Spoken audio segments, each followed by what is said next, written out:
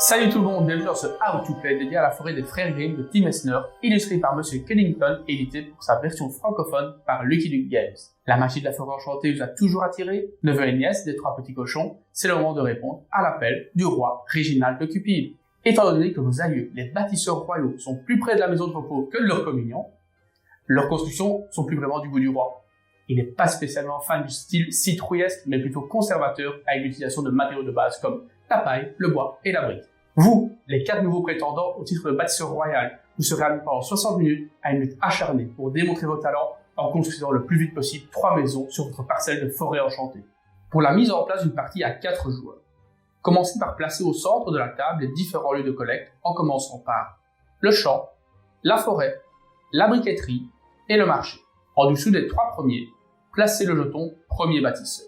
Distribuez à chaque joueur les cartes collecte pour les 4 lieux, ainsi qu'un plateau individuel et la figurine de cochon de la même couleur que le plateau. Sans oublier l'aide de jeu, plus qu'utile lors de cette compétition. En dessous des lieux de collecte, constituez la réserve pour les différentes ressources. Ensuite, déposez sur chaque lieu de collecte le nombre de ressources indiquées sur la tuile.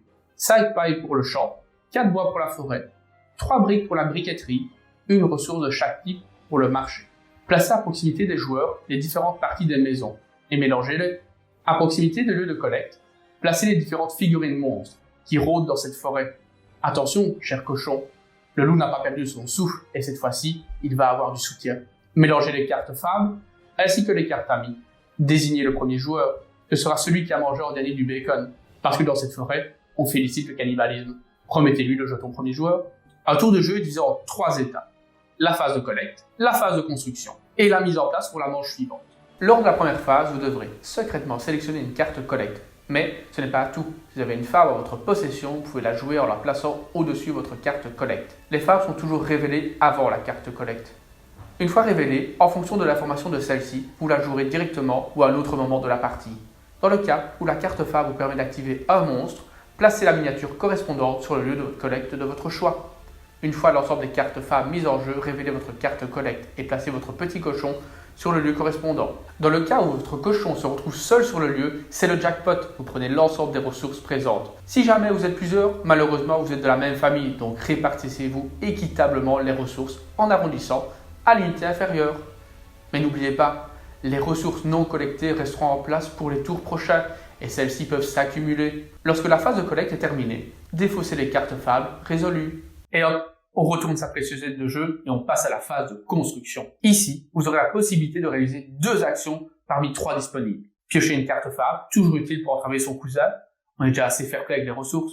Piocher une ressource de son choix, ou construire une section de maison. Pour ce faire, il y a des conditions. Ce n'est pas à la portée de tout le monde d'être bâtisseur en ces contrées. Il faut commencer par le sol, ensuite les murs, et pour finir, par le toit.